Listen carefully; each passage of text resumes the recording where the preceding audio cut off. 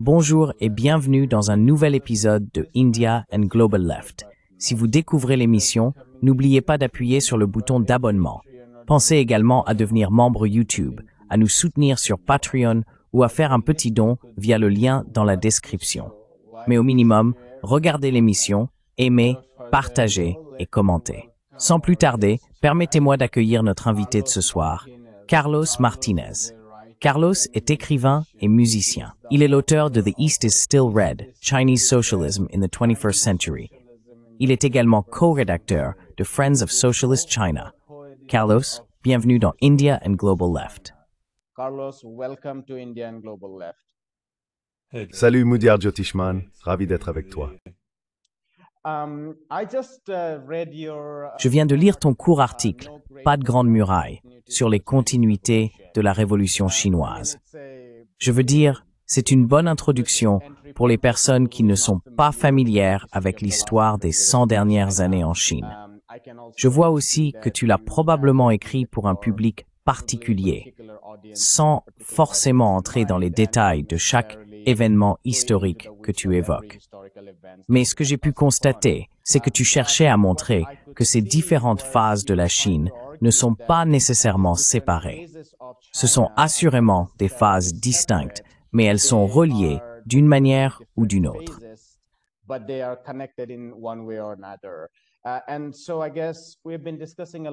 Je suppose que nous avons beaucoup discuté sur cette plateforme du succès de la Chine. Plus fondamentalement, des miracles économiques que la Chine a connus au cours des 40 ou 50 dernières années. Parfois, nous nous laissons emporter par nos discussions sur la science et la technologie ou sur les grands indicateurs économiques, et nous oublions de répondre à la question de savoir pourquoi tout cela est finalement lié au socialisme. Étant donné que vous avez beaucoup écrit sur la Chine et que vous avez soutenu que tout cela est lié au socialisme, pourriez-vous nous dire quelles sont, selon vous, les réalisations les plus marquantes de la Chine et comment elles se rapportent au socialisme? Ce serait un bon point de départ.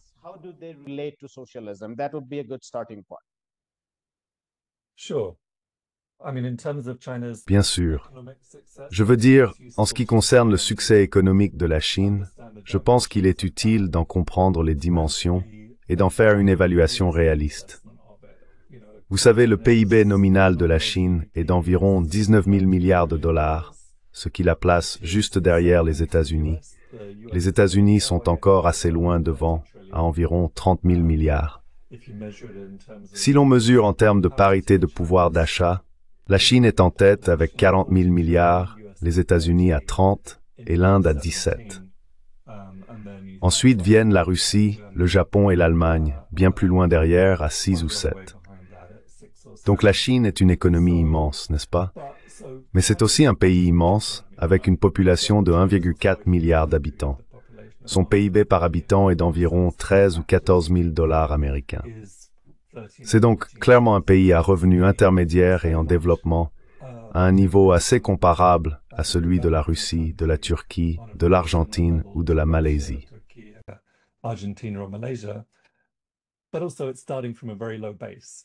Mais il faut aussi rappeler que cela part d'une base très faible. Je ne veux donc pas minimiser les réalisations de la Chine. En 1949, lors de la fondation de la République populaire de Chine, c'était l'un des pays les plus pauvres du monde. Son PIB nominal s'élève aujourd'hui à 19 000 milliards, comme je l'ai dit. Il y a seulement 25 ans, au début de ce siècle, il était de 1 000 milliards. Son PIB a donc été multiplié par 19 en 25 ans. En 2000, la taille de l'économie américaine était 10 fois supérieure à celle de la Chine. Aujourd'hui, elle n'est plus qu'environ 1,5 fois supérieure. On voit donc que la Chine rattrape son retard et suit une trajectoire de croissance très dynamique. Au-delà du PIB, et je pense que le PIB est une mesure assez limitée du succès économique, il est encore plus important de considérer l'espérance de vie moyenne.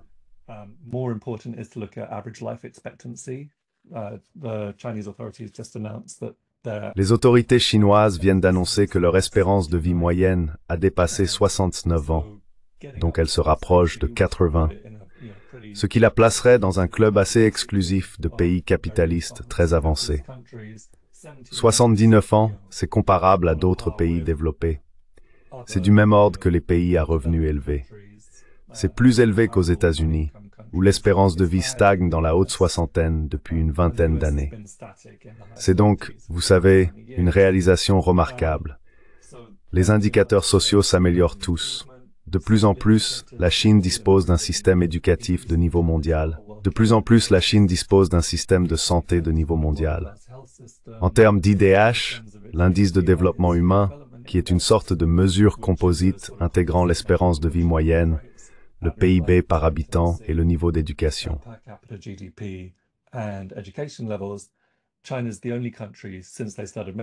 La Chine est le seul pays, depuis que l'on a commencé à mesurer cela, à être passé d'un niveau faible à un niveau élevé. Elle a en quelque sorte sauté l'étape intermédiaire. Les gens savent plus ou moins ce que la Chine a accompli en matière de pauvreté et de privation. D'après les chiffres de la Banque mondiale, elle a sorti 800 millions de personnes de l'extrême pauvreté. Elle a éradiqué l'extrême pauvreté il y a quelques années. Et il est utile de se rappeler ce que cela signifie réellement, car il existe une définition internationale de l'extrême pauvreté. Vivre avec moins de 2 $ par jour. Or, la définition chinoise inclut ce critère.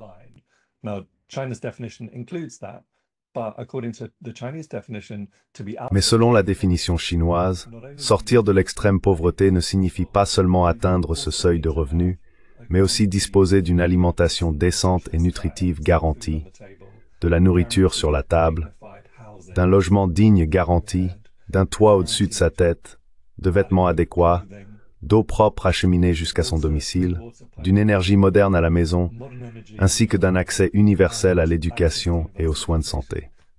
Ainsi, vos enfants vont à l'école, et si vous tombez malade, vous consultez un médecin. Que la Chine ait réussi cela pour 1,4 milliard de personnes, avec toutes ces garanties remplies, c'est remarquable. Vous regardez Indian Global Left.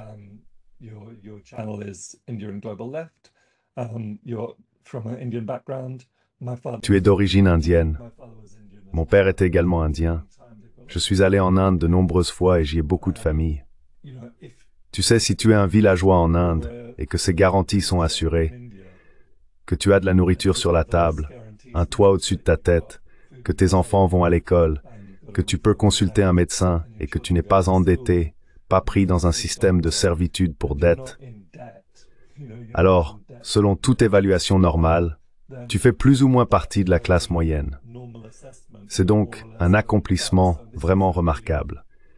Et en tant que pays en développement, la Chine s'en sort clairement extrêmement bien et a réalisé des progrès sans précédent.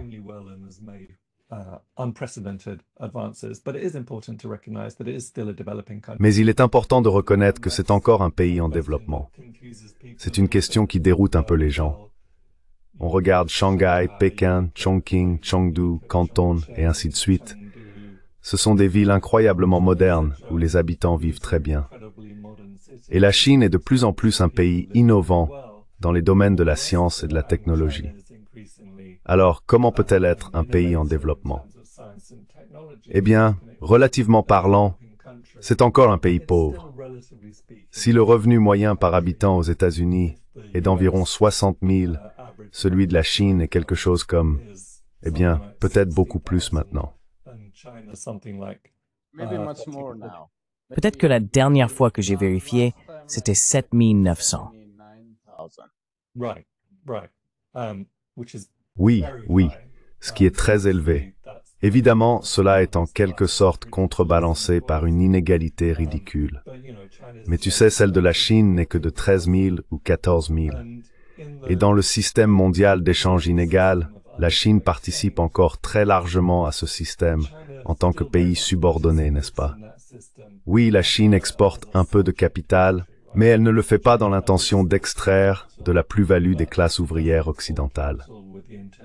Elle est la victime de cette relation. Des dizaines de millions de travailleurs chinois sont employés par des entreprises occidentales ou par des entreprises liées aux chaînes de valeur mondiales dirigées par l'Occident, et ils sont payés des salaires très, très bas. Tu vois, Ce sont vraiment des prolétaires dans un système capitaliste mondialisé.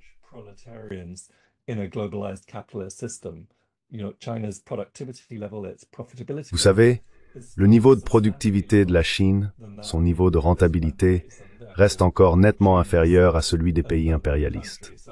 Par conséquent, la Chine demeure un pays en développement. C'est donc une précision importante. Mais oui, la Chine a accompli des succès remarquables et sans précédent. Comment a-t-elle atteint ces succès?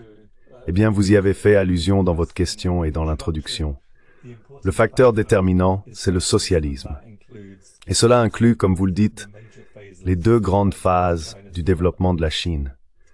La période d'une économie essentiellement planifiée, du début des années 1950 à la fin des années 1970, les 3 premières décennies, peut-on dire, de la République populaire de Chine, puis la période de réforme et d'ouverture à partir de 1978.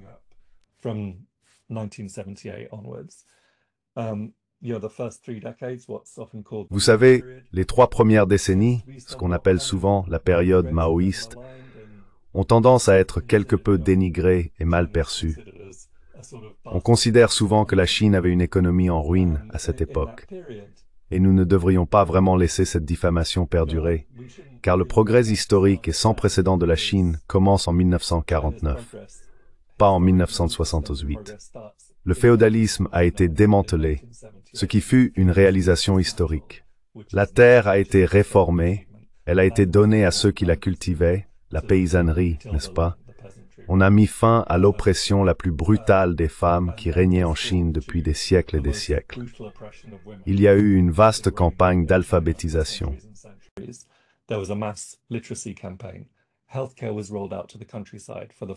Les soins de santé ont été déployés pour la première fois dans les campagnes. L'éducation a été déployée pour la première fois dans les campagnes. Et les campagnes étaient l'endroit où vivait 90% de la population. Une base industrielle a été construite. L'espérance de vie a plus ou moins doublé. Je pense qu'elle était d'environ 35 ans au moment de la fondation de la RPC. Au moment de la mort de Mao, elle était d'environ 67 ans. Ainsi, pour chaque année où Mao a été le principal dirigeant de la RPC, l'espérance de vie moyenne a augmenté d'un peu plus d'1 an. La taille de la population a doublé. Vous savez, la population était restée stable, entre 400 et 500 millions, pendant environ 100 ans avant 1949. Au cours des 30 années suivantes, la taille de la population a doublé, et la famine est devenue chose du passé.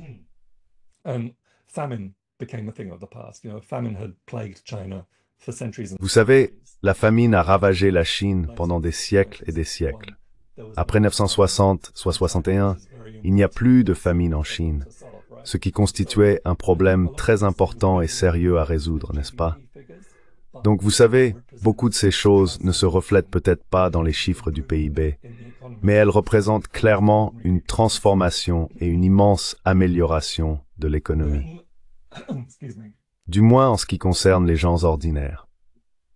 Puis, excusez-moi, à partir de la fin des années 1970, il y a eu la réforme et l'ouverture, qui constituent évidemment une innovation majeure répondant au changement de l'économie mondiale. L'introduction de l'automatisation, de la conteneurisation, de la numérisation, la naissance des chaînes de valeur mondiales, et aussi sur le plan régional, le développement rapide du Japon, de la Corée du Sud, de la province de Taïwan, de Hong Kong et de Singapour.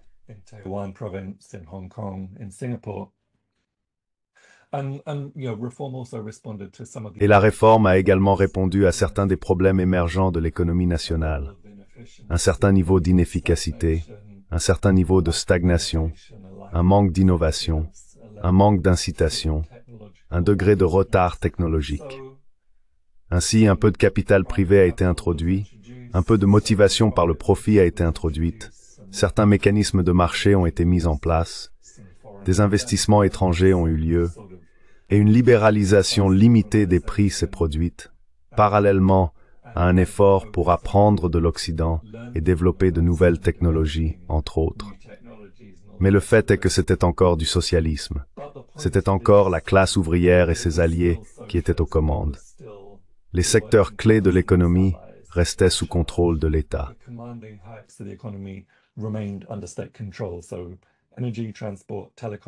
Ainsi, l'énergie, les transports, les télécommunications, l'industrie lourde et ainsi de suite continuaient d'être gérés par l'État. L'État continuait de posséder les banques et de maintenir un contrôle global par la régulation et la supervision, y compris sur les secteurs privés et collectifs de l'économie. Et la direction chinoise insistait fortement pour s'en tenir à ce que Deng Xiaoping appelait les 4 principes cardinaux.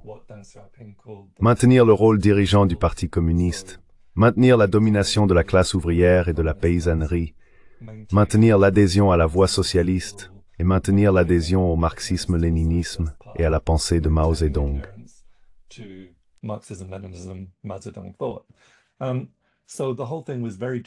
Ainsi, l'ensemble du processus était très différent de la trajectoire de réforme soviétique, la perestroïka et la glasnost de Gorbatchev, qui ont essentiellement introduit des éléments de marché de manière très désordonnée et non planifiée, tout en transférant le pouvoir politique à une classe capitaliste naissante et en plein essor.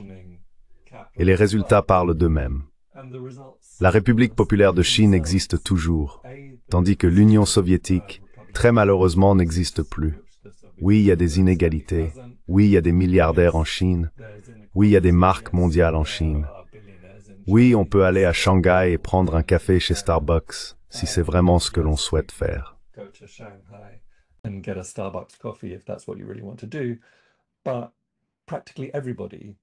Mais pratiquement tout le monde vit aujourd'hui bien mieux qu'il y a 40 ans. La malnutrition appartient essentiellement au passé. Le sans-abrisme appartient essentiellement au passé. La Chine est passée d'un pays plutôt en retard sur le plan scientifique et technologique à une véritable superpuissance dans ces domaines, et plus ou moins un leader mondial dans les énergies renouvelables, l'intelligence artificielle, l'exploration spatiale, les télécommunications, l'industrie de pointe, dans tous ces domaines, au point de rattraper l'Occident en matière de science et de technologie. Donc, ce que je soutiens, c'est que les progrès de la Chine et sa trajectoire continue vers la modernisation et la prospérité commune reposent précisément sur le socialisme. Quant à ce que le reste du Sud global peut en tirer comme enseignement, il n'existe pas de modèle tout fait.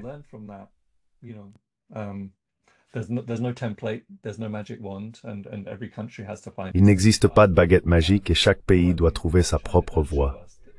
Mais je pense que ce que la Chine nous montre, c'est qu'il est possible de combiner développement économique, réduction de la pauvreté, progrès social, protection de l'environnement et stratégie de politique étrangère pacifique. Cela nous montre qu'il est possible de sortir du sous-développement. Vous savez, Samir Amin a décrit la Chine comme le seul véritable pays émergent, dans le sens où c'est le seul à passer du sous-développement au développement selon son propre cadre, en suivant sa propre voie, sans le parrainage des pays impérialistes, sans le parrainage du système impérialiste mondial dirigé par les États-Unis, tout en maintenant sa souveraineté. Elle a autorisé les capitaux étrangers, elle participe aux chaînes de valeur mondiales, mais elle le fait selon ses propres conditions.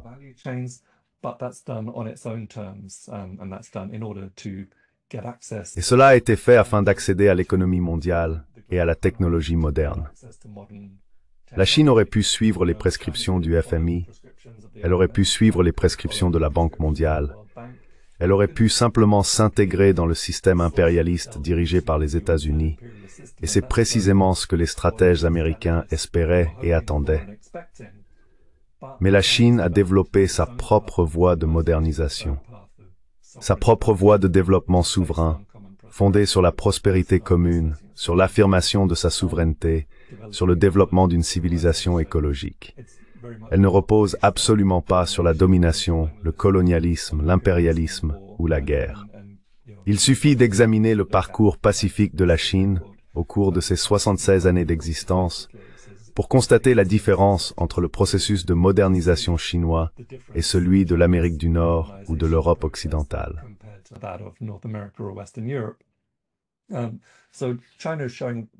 Ainsi, la Chine montre au Sud global ce qui est possible. De plus, l'ascension de la Chine crée des conditions qui facilitent réellement pour d'autres pays l'affirmation de leur souveraineté et la recherche d'une voie de développement indépendante. Ils peuvent commercer avec la Chine et entretenir une relation d'investissement et d'échange fondée sur l'égalité et le bénéfice mutuel, sans aucune condition. Vous savez, la Chine a un véritable intérêt à voir d'autres pays se développer, alors que le modèle de développement occidental s'est appuyé sur le sous-développement du Sud global. Ce n'est pas le cas de la Chine. Cela profite à la Chine à tous égards, politiquement et économiquement, si le reste du Sud global se développe avec elle.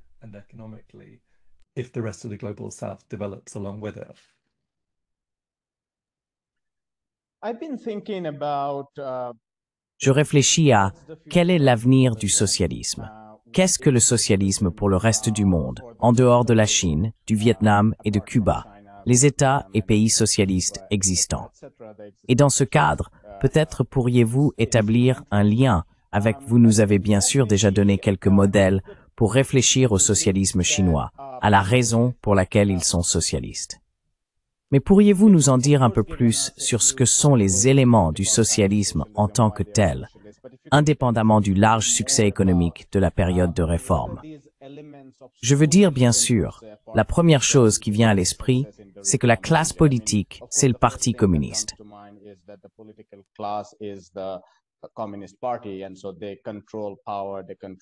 Et donc, ils contrôlent le pouvoir, ils contrôlent la prise de décision. Et c'est quelque chose d'énorme, surtout à un moment de vulnérabilité mondiale, toutes sortes de chocs, etc. Mais on peut aussi envisager que le secteur financier soit sous le contrôle de l'État. Vous savez, les banques chinoises, même la Banque centrale, sont très vigilantes quant au maintien d'un taux de change stable, ce qui est essentiel pour leurs exportations, et a d'énormes répercussions sur des éléments comme les taux d'intérêt. Cela, à son tour, détermine beaucoup de choses concernant la répartition des ressources entre les ménages, les entreprises et l'État. Je veux dire, on peut poursuivre dans cette direction.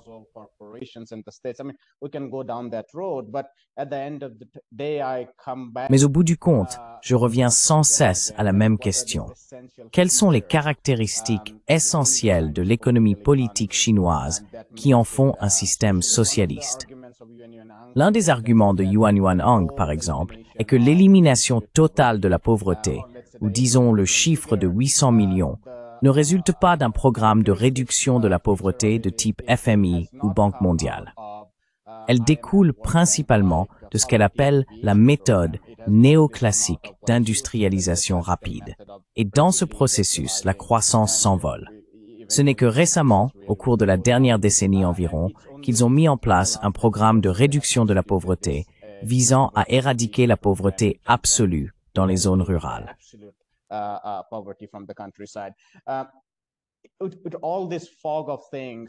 Avec toute cette confusion autour de la question, je serais très curieux d'entendre ton avis sur les raisons pour lesquelles tu penses que ce n'est pas simplement un système mixte. Je veux dire bien sûr que c'est un système mixte, avec à la fois un secteur privé et un secteur public. Mais en tant que socialiste, en tant que marxiste, nous affirmons que c'est plus qu'un système mixte, c'est un système socialiste. Alors qu'est-ce qui en fait plus qu'un système mixte? Et à partir de là, pourrais-tu relier cela à ta réflexion sur le reste du Sud global et sur les éléments du communisme chinois ou même du communisme soviétique qui pourraient être essentiels à la construction d'un socialisme du XXe siècle pour le reste du monde?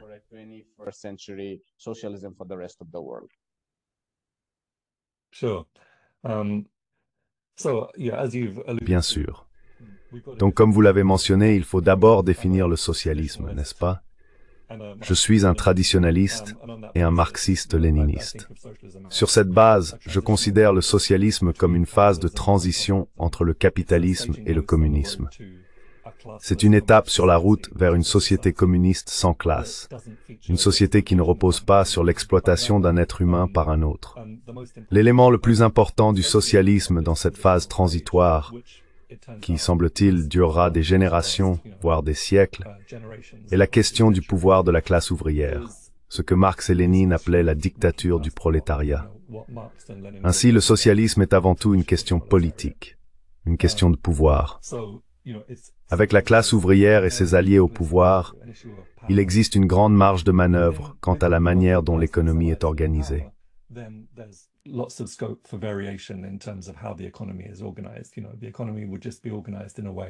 Vous savez, l'économie serait organisée de manière à servir à la fois les intérêts à court et à long terme du peuple, compte tenu des conditions du pays et de la situation mondiale actuelle.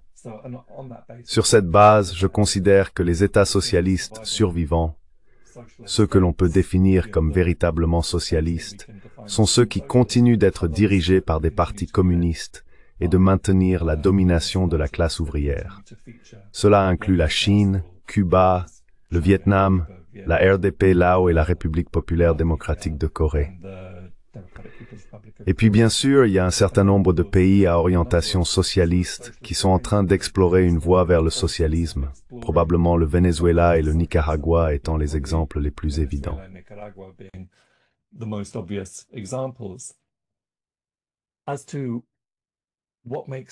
Alors, qu'est-ce qui distingue la Chine du capitalisme? Ou qu'est-ce qui fait qu'elle n'est pas simplement un autre pays capitaliste? J'ai cité plusieurs fois Eric Lee, un analyste politique basé à Shanghai. Il est interviewé dans le documentaire de John Pilger, The Coming War on China. Ils sont à Shanghai et Pilger observe les environs. Il a des images de Starbucks, de boutiques Gucci et de tout le reste. Puis il met ça en contraste avec des images de logements sociaux, de routes un peu délabrées, et ainsi de suite. Il dit, eh bien, vous savez, je suis à Shanghai, et on peut voir qu'il y a ici des gens extrêmement riches, qu'il existe des inégalités, et qu'il y a évidemment des entreprises privées et des liens avec les chaînes de valeur mondiales.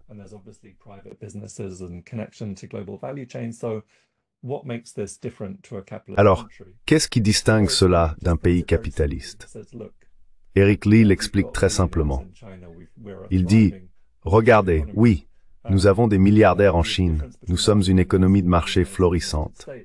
Mais la différence entre nos milliardaires et ceux des États-Unis, c'est qu'aux États-Unis, ce sont les milliardaires qui disent au gouvernement quoi faire, tandis qu'en Chine, c'est le gouvernement qui dit aux milliardaires quoi faire.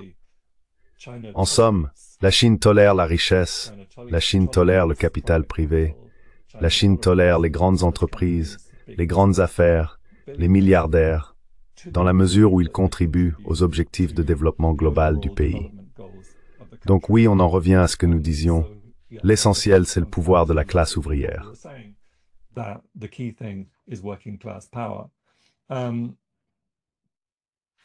Et en ce qui concerne les réalisations de la Chine, en matière de réduction de la pauvreté et d'énergie renouvelable, la Chine est clairement la seule superpuissance mondiale des énergies renouvelables. Je crois que l'an dernier, la Chine était responsable d'environ 60% de toute la production d'énergie solaire et éolienne. L'investissement de la Chine dans l'innovation a entraîné une baisse de 70 à 80% des prix mondiaux des matériaux solaires et de l'énergie solaire. À tel point qu'aujourd'hui, presque partout dans le monde, lorsqu'on choisit de construire une nouvelle centrale électrique, il est le plus rentable et le plus efficace d'opter pour le solaire ou l'éolien. Et cela est presque entièrement dû à la contribution de la Chine.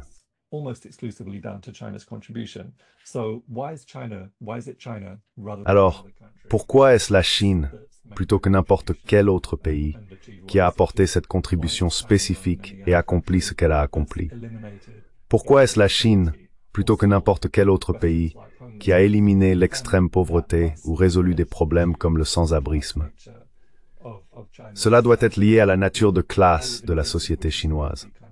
Vous savez, je vis en Grande-Bretagne, qui est un pays riche, mais je n'ai pas besoin de marcher plus de 30 mètres depuis mon appartement pour voir des gens vivant dans la rue, pour voir une pauvreté vraiment désespérée. Le genre de pauvreté qu'on ne voit tout simplement pas à Pékin, à Shanghai ou à Chongqing. Alors pourquoi la Chine a-t-elle accompli ce qu'elle a accompli, et pas la Grande-Bretagne, ni les États-Unis, ni l'Inde, ni la Thaïlande?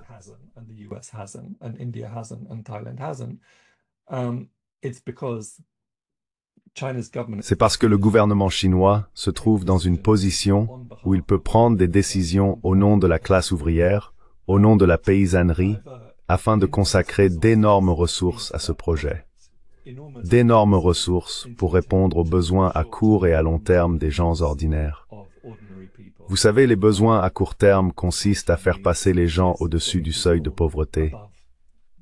Les besoins à long terme consistent à protéger l'environnement et à prévenir l'effondrement climatique. La Chine peut investir massivement dans les énergies renouvelables et placer l'énergie solaire au cœur de son système énergétique, car il n'existe pas en Chine de lobby des combustibles fossiles capable, comme en Grande-Bretagne ou aux États-Unis, d'acheter en quelque sorte le gouvernement.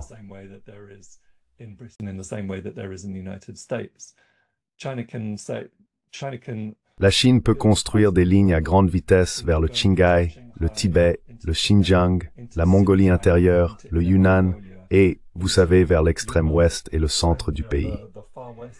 Malgré le fait que cela ne sera pas rentable, il est probable qu'on n'en tirera pas de bénéfices avant 50 ans, elle déploie le train à grande vitesse et des infrastructures modernes dans des régions relativement peu peuplées du pays, où aucune entreprise privée ne prendrait une telle décision, car ce ne serait pas rentable, du moins pas avant plusieurs décennies.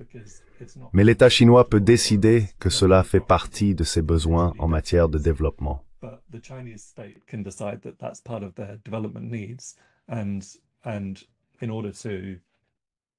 Et afin d'améliorer économiquement l'ensemble du pays, et en particulier les régions les plus pauvres, il est nécessaire de disposer d'infrastructures nationales avancées. Ils ont le pouvoir politique et économique de rendre cela possible. En fin de compte, cela montre que la Chine est fondamentalement différente de tout pays capitaliste. En ce qui concerne la manière dont ces leçons peuvent être appliquées, et comment d'autres pays peuvent apprendre de la Chine, peuvent apprendre de l'Union soviétique et construire leur propre modèle de socialisme ou leur propre voie vers le socialisme. Vous savez, le socialisme n'est pas une formule unique. Et au final, chaque pays doit trouver sa propre voie. Le marxisme-léninisme n'est pas un dogme, et ce n'est pas un corps de connaissances figé.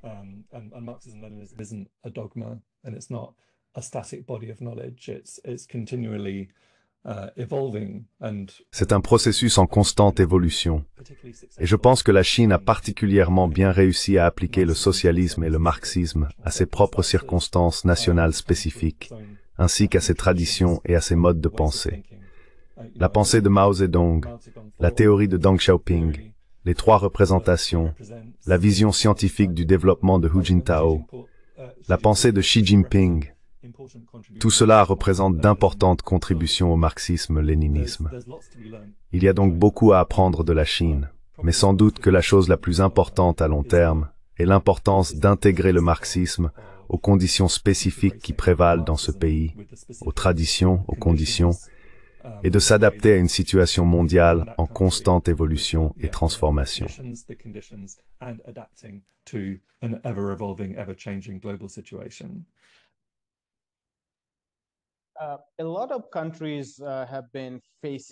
De nombreux pays subissent aujourd'hui les foudres de l'Occident.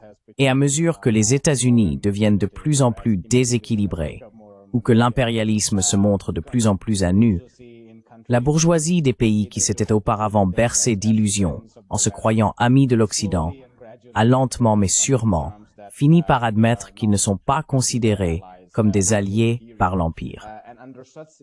Et dans de telles circonstances, il est évident que la Chine subit le poids d'une guerre totale menée par les États-Unis, mais de nombreux autres pays en ressentent également les effets.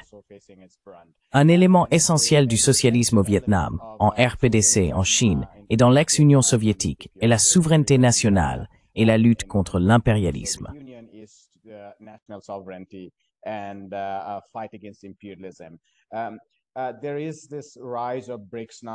On assiste aujourd'hui à une montée en puissance des BRICS. Et pour la première fois depuis de nombreuses années, depuis le déclin du mouvement des non-alignés, on voit une forme de politique du Sud global s'y introduire. À l'origine, d'après ma lecture, il s'agissait plutôt d'un organisme gouvernemental et technocratique. Mais avec la multiplication des tarifs douaniers et des sanctions à travers une grande partie du monde, on observe désormais un retour de la politique, si l'on peut dire, du Sud global au sein des BRICS. Je suis curieux d'entendre votre avis sur la manière dont l'essor des BRICS en tant que plateforme profite au Sud global dans son ensemble, et dans quelle mesure cela représente une résistance à un impérialisme occidental en déclin.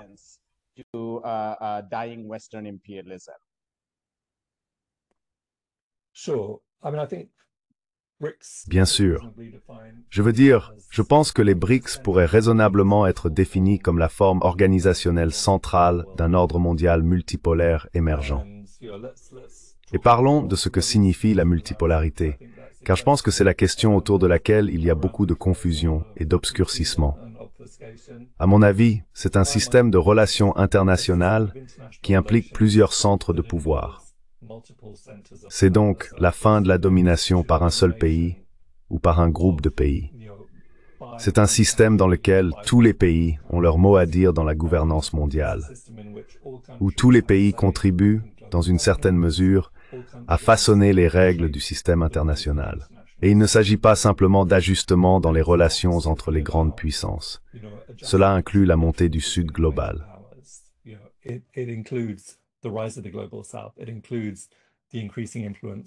Cela inclut l'influence croissante de la Chine, de l'Inde, du Brésil et d'organisations régionales telles que l'Union africaine, l'ASEAN et l'Organisation de coopération de Shanghai, ainsi que d'organisations internationales comme le G67 et le mouvement des non-alignés. Et pourtant, la caractéristique la plus importante est qu'il s'agit d'un déplacement par rapport à une situation où un seul pays ou un seul groupe de pays pouvait imposer sa volonté au reste du monde. Je pense que cela répond à la critique formulée par une partie de la gauche, selon laquelle la multipolarité ne serait qu'une réaffirmation de la rivalité interimpérialiste. Certains disent que la situation mondiale d'il y a 100 ans, ou en 1914, était également multipolaire dans le sens où un groupe de pays détenait le pouvoir et se faisait concurrence.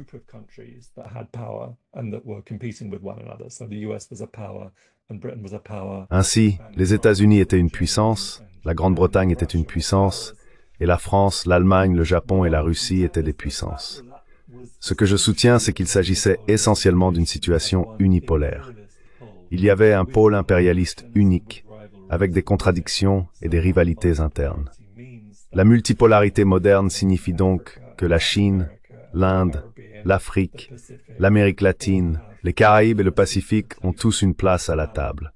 Cette situation sape intrinsèquement le système mondial impérialiste dirigé par les États-Unis et constitue un défi pour l'impérialisme occidental. Et c'est pour cela que l'Occident la déteste autant. Si l'on observe la situation mondiale actuelle, une grande partie de la stratégie globale de l'Occident consiste à tenter de miner et de saboter cette trajectoire multipolaire.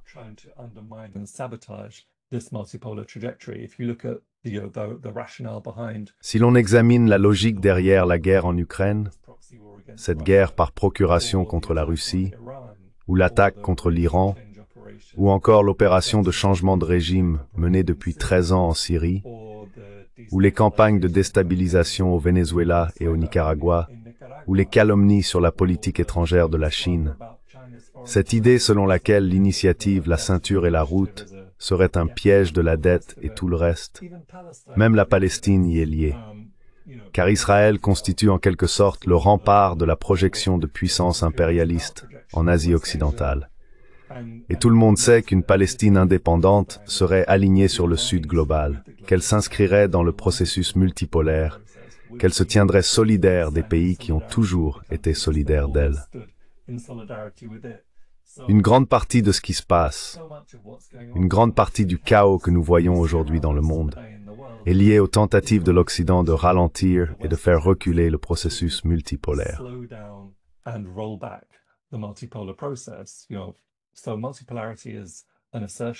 Ainsi, la multipolarité est une affirmation de souveraineté.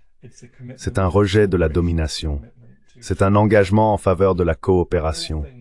C'est un engagement en faveur d'un développement partagé, toutes choses auxquelles l'Occident s'oppose. L'impérialisme moderne repose sur l'échange inégal, sur le sous-développement et sur la facilitation de l'exploitation. Et les pays impérialistes, pour atteindre ces objectifs, doivent maintenir un monopole sur la technologie moderne, la puissance militaire, le contrôle du système financier mondial, les droits de propriété intellectuelle et tout le reste. C'est ce qu'ils utilisent pour imposer leur extraction de la plus-value au reste du monde.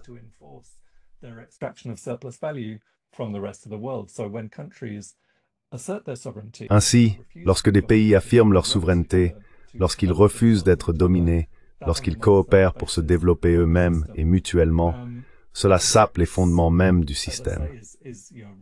Les BRICS, comme je le dis, constituent véritablement l'instrument central et l'organisation clé de cette multipolarité émergente. Ce n'est pas un terme courant, ce n'est pas un projet explicitement socialiste. Et en effet, il contient d'importantes contradictions internes. La Chine est le seul pays socialiste au sein des BRICS, et les BRICS incluent des pays qui bien souvent suivent plus ou moins le jeu de Washington.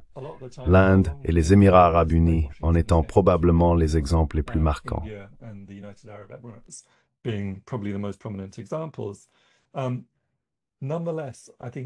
Néanmoins, je pense que les BRICS et l'ensemble du projet multipolaire reconnaissent qu'il existe une communauté d'intérêts entre tous les pays non impérialistes. De la même manière que le mouvement des non-alignés l'a fait, de la même manière que la conférence de Bandung l'a fait en 1955, en reconnaissant une communauté entre les pays du Sud global, entre les pays en développement, entre les pays non impérialistes. Même la classe dirigeante indienne a ses propres intérêts distincts de ceux des États-Unis, même lorsqu'elle est prête à jouer à des jeux absurdes conçus à Washington, D.C., même lorsqu'elle est disposée à participer au Quad, le dialogue quadrilatéral pour la sécurité, et à se laisser utiliser et malmener dans la nouvelle guerre froide menée par les États-Unis contre la Chine, et ainsi de suite.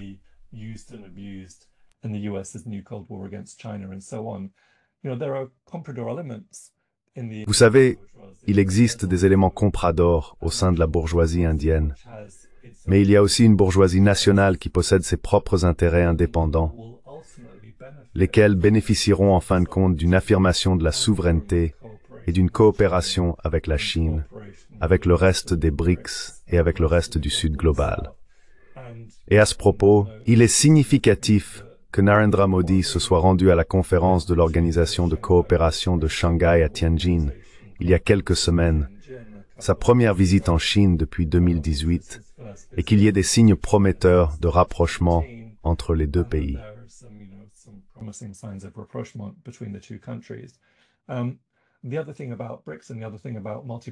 L'autre aspect des BRICS et de la multipolarité de manière plus générale, c'est que je pense qu'on peut dire que certes, la multipolarité n'est pas le socialisme mondial, mais qu'elle ouvre une voie vers le socialisme.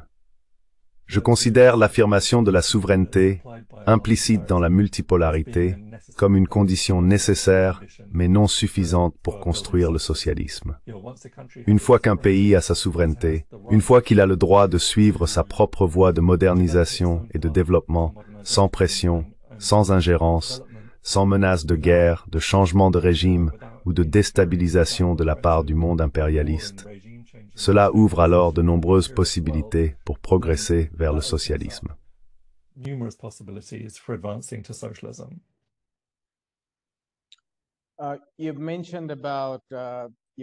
Vous avez mentionné votre vie en Grande-Bretagne et le fait qu'il vous suffit de marcher 30 mètres pour voir des gens allongés dans la rue. Et vous avez raison. On ne voit pas cela à Shanghai, à Pékin, ni dans aucune autre ville de Chine d'ailleurs. Je suis curieux d'entendre votre avis sur le cœur du capitalisme occidental, le capitalisme néolibéral, la politique occidentale et ainsi de suite. Nous avons constaté une énorme stagnation en Europe. Nous observons une certaine croissance aux États-Unis, qui est tombée en dessous de 2%.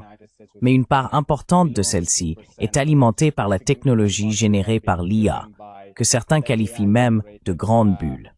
some people are even calling as a big bubble, maybe 33% of the overall. Peut-être que 33% de la croissance globale provient de ce minuscule segment de la finance technologique aux États-Unis. À cela s'ajoute une quantité massive d'inégalités et des niveaux d'endettement considérables. Je veux dire, vous avez parlé de cette façade de piège de la dette.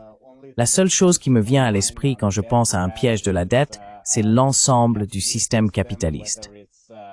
Que ce soit dans les zones rurales du Sud global ou dans l'énorme endettement des ménages au cœur de l'Empire, en particulier dans des pays comme le Royaume-Uni et les États-Unis.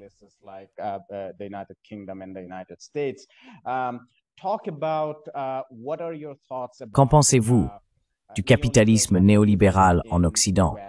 Et comment définissez-vous le type de politique qui a émergé en réponse à ce capitalisme moribond dans le Nord global, au sein du cœur impérial que nous observons? C'est devenu très toxique, et je suis curieux de savoir ce que vous en pensez.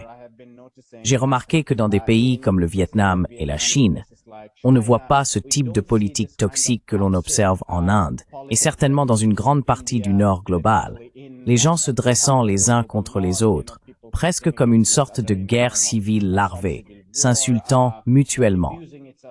On ne voit pas cela au Vietnam ni en Chine. Parlez de cette pourriture dans la politique et de la manière dont elle est liée au déclin du capitalisme, si vous le souhaitez.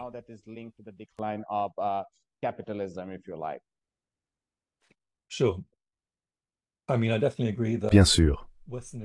Je veux dire, je suis tout à fait d'accord pour dire que l'impérialisme occidental et le néolibéralisme sont dans un état de chaos, de crise et de déclin, et ce, dans une certaine mesure depuis un demi-siècle, mais particulièrement depuis le crash financier de 2008. Les salaires réels en Amérique du Nord et en Europe occidentale n'ont pas réellement augmenté depuis les années 1970. Il y a une inégalité massive et croissante, ainsi qu'un démantèlement progressif des systèmes de protection sociale. Je dirais que les gens de ma génération s'attendent à ce que nos enfants, la prochaine génération, aient une qualité de vie inférieure, ce qui influence l'humeur sociale générale et ne correspond pas à la direction que nous pensions voir prendre les choses au cours des dernières décennies.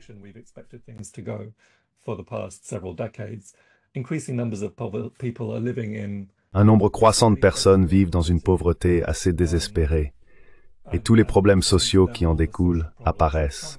Criminalité, instabilité, sans-abrisme, problèmes de dépendance, effondrement des communautés. Et puis, vous savez, les médias et les politiciens détournent l'attention des gens sur la base de tout cela, en attisant le racisme et la xénophobie. C'est ainsi que l'on voit des phénomènes comme celui du week-end dernier à Londres, avec une immense manifestation d'extrême droite à Trafalgar Square, qui débordait de monde. Je veux dire, il y avait probablement 150 000 personnes. C'était de loin la plus grande manifestation d'extrême droite jamais organisée en Grande-Bretagne. Et on observe d'autres manifestations de ce type, comme le succès de politiciens tels que Donald Trump ou Nigel Farage.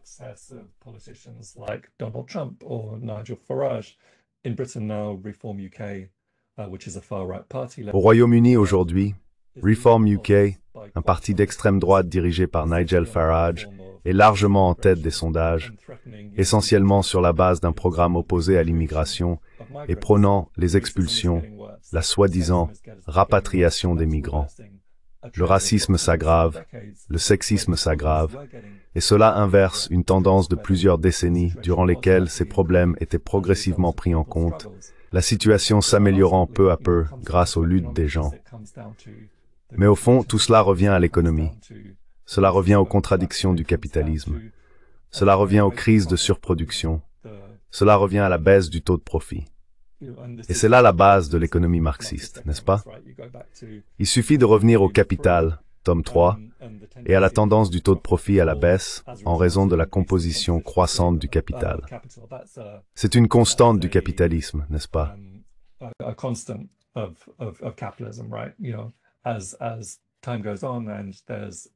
Au fil du temps, à mesure que la base technologique de la production s'accroît, chaque unité de production représente de moins en moins de travail humain. mais la valeur est créée par le travail. C'est donc une constante du capital. Une autre constante du capital, c'est qu'il cherche toujours des moyens d'inverser cette tendance à la baisse des taux de profit, n'est-ce pas? Il le fait par l'expansion vers de nouveaux marchés, par l'innovation technologique, en intégrant toujours plus de régions du monde dans le système capitaliste, en créant de nouveaux besoins et de nouveaux désirs, en intensifiant l'exploitation du travail, et ainsi de suite, par la financiarisation, en déplaçant l'activité économique vers le secteur financier, avec la spéculation, la titrisation, l'assurance, les instruments de dette complexes, les CDO, etc.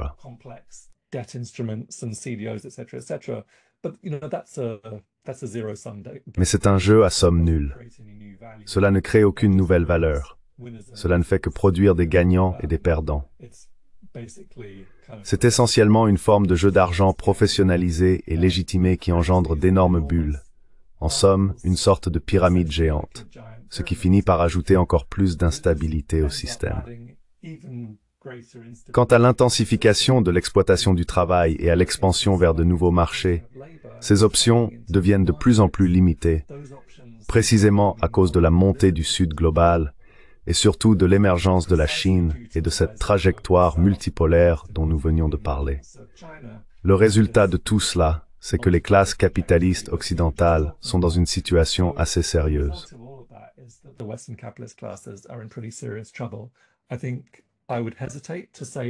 Je pense que j'hésiterais à dire que le capitalisme est dans une sorte de déclin terminal, que c'est la crise finale du capitalisme.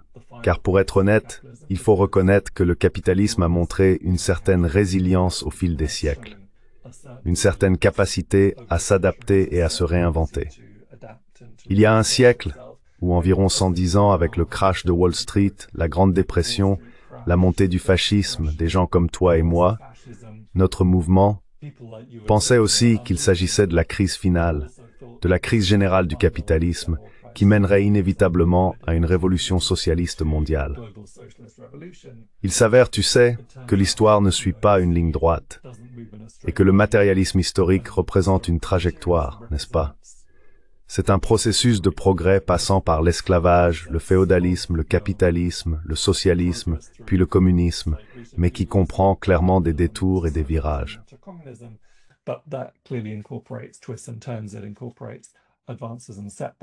Il intègre des avancées et des reculs.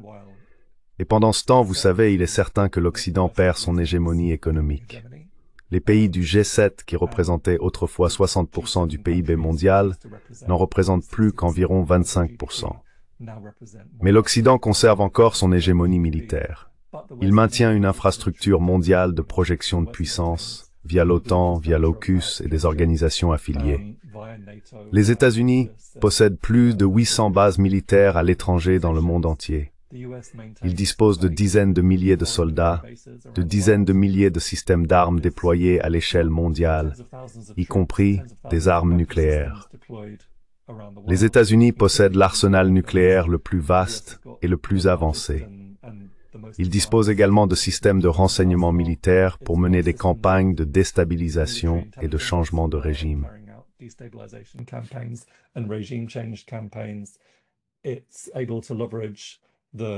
Il est capable de tirer parti du système Dollar Wall Street et de sa domination sur l'ordre financier mondial. Il peut recourir à des moyens de coercition économique, des sanctions unilatérales, et tout cela est mis en œuvre pour protéger les intérêts économiques des États-Unis et de leurs alliés, ainsi que pour empêcher l'émergence d'un système de relations internationales plus démocratique, plus égalitaire et plus pacifique. Donc, sur cette base, il est tout à fait possible que nous ne bénéficions d'aucun répit face à ce système avant un certain temps.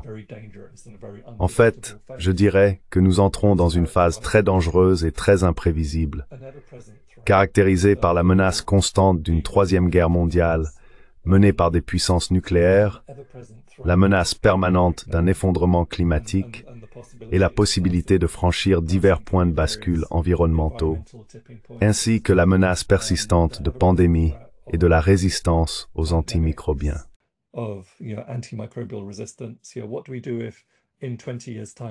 Que ferons-nous si dans 20 ans, Nous n'avons plus de remède contre la tuberculose. Nous ne pourrons probablement résoudre ce genre de problème qu'à travers une coopération mondiale très étendue, d'une ampleur que le monde n'a encore jamais connue.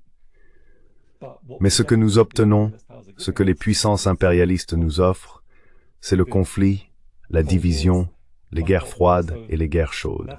Naviguer dans cette situation pour atteindre des rivages plus sûrs exigera donc beaucoup de sagesse, de patience, de créativité, de flexibilité et de détermination. Il n'est sans doute pas trop controversé de dire que la Chine assume de facto le leadership de ce processus, celui de la navigation à travers ce que Xi Jinping appelle souvent des changements inédits depuis un siècle, et de la mise en avant de cette vision d'une communauté mondiale de destin partagé, fondée sur la Charte des Nations Unies et sur le droit international.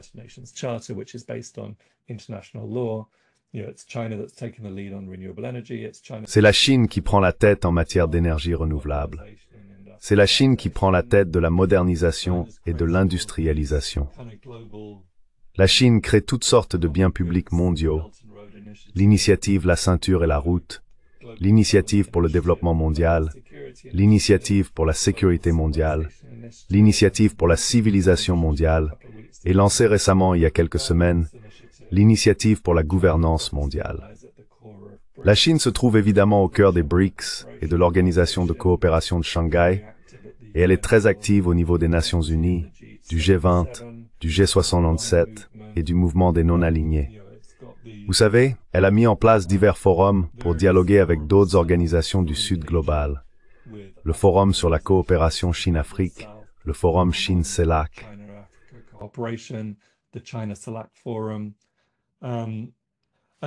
Et vous savez, on pouvait voir cette unité émergente se manifester à Pékin il y a quelques semaines, le 3 septembre. Pour le 80e anniversaire de la victoire de la Chine dans la guerre de résistance contre l'occupation japonaise et de la fin de la guerre mondiale antifasciste, les chefs d'État de tous les pays socialistes, les 5, la Chine, Cuba, la RPDC, le Vietnam et le Laos, s'étaient tous réunis au même endroit. C'est littéralement la première fois depuis des décennies que cela se produit, peut-être même depuis avant le déclenchement de la rupture sino-soviétique. C'était peut-être lors de la conférence mondiale des partis en 1957. Je n'ai pas vérifié.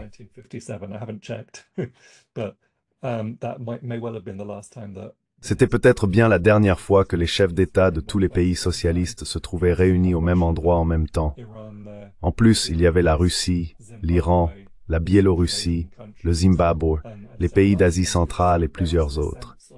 Il y a donc cette impression que la Chine cherche à unir la majorité mondiale et à trouver une voie à suivre, sortir de l'impérialisme et aller vers un monde multipolaire, plus juste, plus égalitaire et plus démocratique, sans guerre ni catastrophe climatique. Mais vous savez, il est clair que ce ne sera pas un processus facile, rapide ou simple.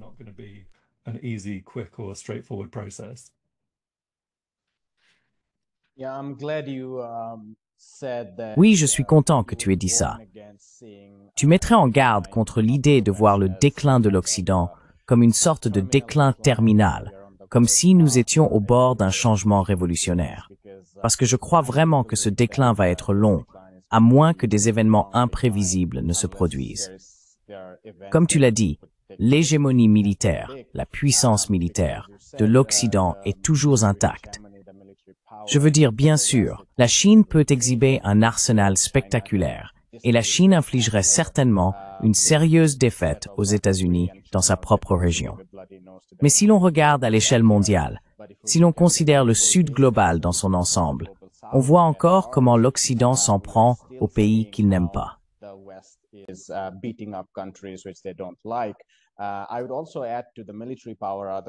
J'ajouterais également qu'à côté de la puissance militaire, il y a les grandes entreprises mondiales.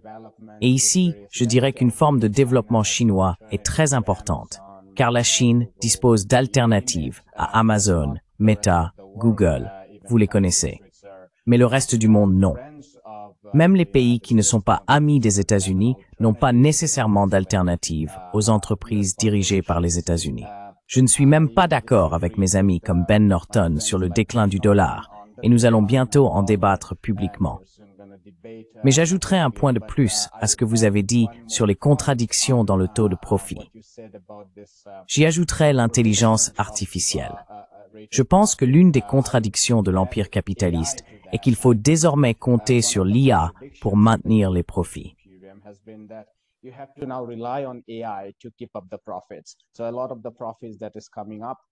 Ainsi, une grande partie des profits réalisés dans les hautes technologies provient soit des licenciements de travailleurs remplacés par l'IA, soit de cette immense frénésie selon laquelle l'avenir serait représenté par l'IA.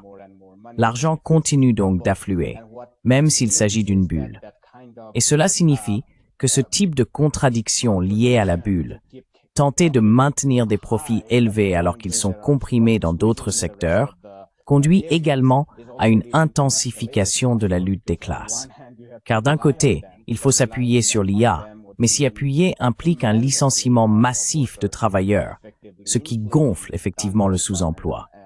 Et ce n'est pas un problème propre au Nord global. Je dirais qu'un pays comme l'Inde, par exemple, s'il veut conserver une certaine souveraineté, doit investir dans des technologies comme l'IA. Mais d'un autre côté, plus il investit dans l'IA, plus le problème du sous-emploi s'aggrave.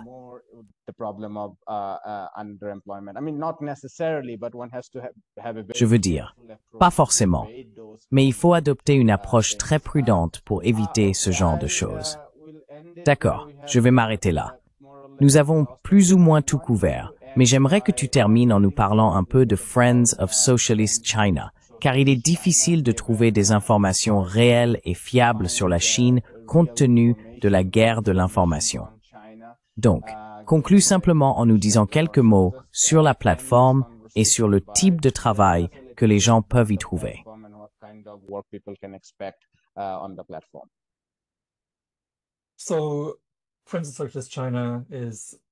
Donc Friends of Socialist China est une plateforme. C'est, vous savez, avant tout un site web qui soutient la Chine populaire et promeut la compréhension du socialisme chinois. Nous l'avons créé conjointement, moi-même, Keith Bennett, qui est mon co-rédacteur à Friends of Socialist China, et Danny Haifeng. Parce que, comme nous l'avons dit, nous soutenons tous les États socialistes, nous soutenons tous les pays qui construisent le socialisme ou aspirent au socialisme. Mais nous avons mis la Chine au premier plan, essentiellement pour les raisons dont nous parlons depuis une heure. Parce que c'est un pays immense. Sa taille et son niveau d'avancement et de développement font qu'elle joue, objectivement, le rôle le plus important et le plus crucial dans la transition mondiale vers le socialisme, ainsi que dans la lutte mondiale contre l'impérialisme et pour la multipolarité.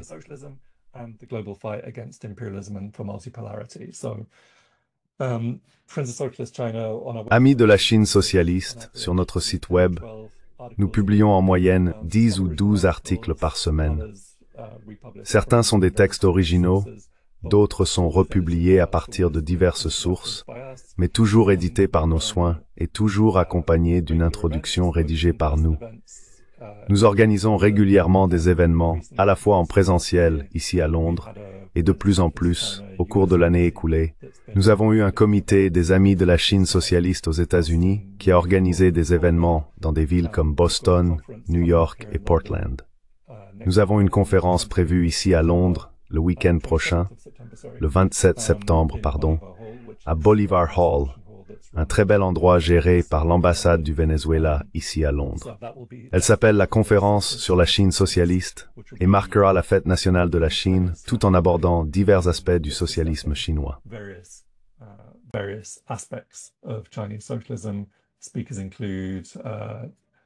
Les intervenants incluent Jenny Clegg, Mick Wallace, ancien député européen, George Galloway, ancien député britannique, ainsi que plusieurs autres. Nous aurons des contributions vidéo de Zhang Weiwei et Li Jingjing, ce qui promet d'être un très bon événement. Et si des personnes se trouvent à Londres, elles devraient se procurer des billets pour y assister. En dehors de cela, nous gérons une chaîne YouTube et des comptes sur les réseaux sociaux. Et nous essayons simplement d'apporter une petite contribution à la promotion des relations entre les peuples de l'Occident et de la Chine, à l'amélioration de la compréhension de la Chine, et à l'approfondissement de la compréhension de tout le processus de développement de la multipolarité, du renforcement de la souveraineté et de la construction vers le socialisme mondial.